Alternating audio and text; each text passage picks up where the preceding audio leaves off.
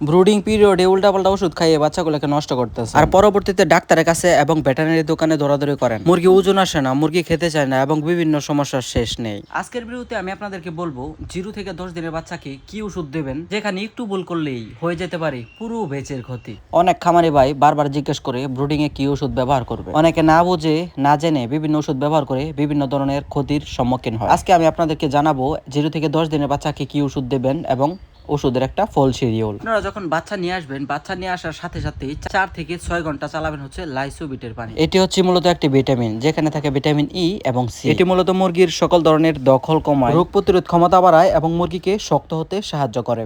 তারপরে আসে 1 থেকে 4 দিন, যেখানে ব্যবহার করতে হবে আপনার সবচেয়ে গুরুত্বপূর্ণ ওষুধগুলো। আর এখানে মানুষ সবচেয়ে বেশি ব্যবহার করা হচ্ছে রেনামক্স অথবা অ্যান্ড্রোসিন। এই রেনামক্স মূলত ব্রুডিং পিরিয়ডে মুরগির জন্য খুবই গুরুত্বপূর্ণ। এটি মূলত পাতলা পায়খানা এবং বিভিন্ন ব্যাকটেরিয়া জনিত সমস্যা সংক্রমণের জন্য ব্যবহার করা হয়। আর অ্যান্ড্রোসিন ব্যবহার করা হয় মূলত মুরগির সর্দি কাশি, শ্বাসকষ্ট, ঝিমিয়ে থাকা এবং ব্রুডিং চলাকালীন বাচ্চার মৃত্যুর হার কমাতে এটি খুবই কার্যকরী একটি ওষুধ। আপনারা এই দুইটা ওষুধ একসাথে ব্যবহার করবেন। পাশাপাশি চাইলে আপনারা একমাত্র ওষুধ নবফ্লোর ব্যবহার করতে পারেন।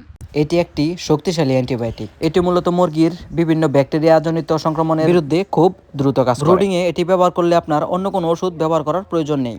ঠিক এভাবে করে আপনি প্রথম 4 দিন ওষুধ চালাবেন। 5 নাম্বার দিনে মুরগিকে প্রথম ভ্যাকসিনটা দেবেন এবং ভ্যাকসিনের আগে পরে AD3E ওষুধটা ব্যবহার করবেন। AD3E মূলত হাঁস মুরগির শরীরে ভিটামিনের ঘাটতি পূরণ করে, রোগ প্রতিরোধ ক্ষমতা বৃদ্ধি করে, মুরগির হাড় শক্ত করে। এটি মুরগির স্ট্রেস মানে দখল কমায় এবং দ্রুত শারীরিক বৃদ্ধিতে সাহায্য করে। পরে 6 থেকে 9 দিন একটানা মুরগি যদি সুস্থ থাকে, মুরগির যদি কোনো সমস্যা না থাকে, তাহলে থায়োবিন আর লিভার টনিক খাওয়াবেন। থায়োবিন মূলত হাঁস মুরগির ভিটামিন B1, B2 এর অভাবজনিত রোগ যেমন মুরগির গাড় বা পা বাঁকা হয়ে যাওয়া এবং প্যারালাইসিস চিকিৎসায় ব্যবহার করা হয়।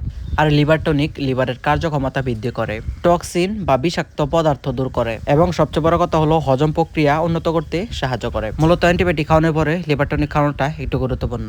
লিভার টনিকের মধ্যে আপনি বিভিন্ন কোম্পানির লিভার টনিক ব্যবহার করতে পারেন, যেমন রেস্টোলিভ, লিভাভেট, হেপাটন ইত্যাদি ইত্যাদি অনেক কোম্পানির লিভার টনিক রয়েছে। যেটা ব্যবহার করে আপনি ভালো রেজাল্ট পাবেন সেটাই ব্যবহার করবেন। লিভার টনিকটা খাওয়ালে কি হয়, বাচ্চার হজম শক্তি বৃদ্ধি পায়, বাচ্চার খাবার রুচি বাড়ে, এতে বাচ্চার গ্রোথটাও ভালো আসে। মনে রাখবেন, ওষুধ ঠিক থাকলে বাচ্চাও সুস্থ থাকবে আর দিন শেষে লাভও ভালো আসবে ইনশাল্লাহ। তো যাই হোক, ভিডিওটা ভালো লাগলে অবশ্যই শেয়ার করে দেবেন আর এরকম তথ্য এবং পরামর্শমূলক ভিডিও চাইলে অবশ্যই ফলো করে রাখবেন। আজকের ভিডিওটা এখানে শেষ করে দিই। সবাই ভালো থাকবেন। আসসালামু আলাইকুম।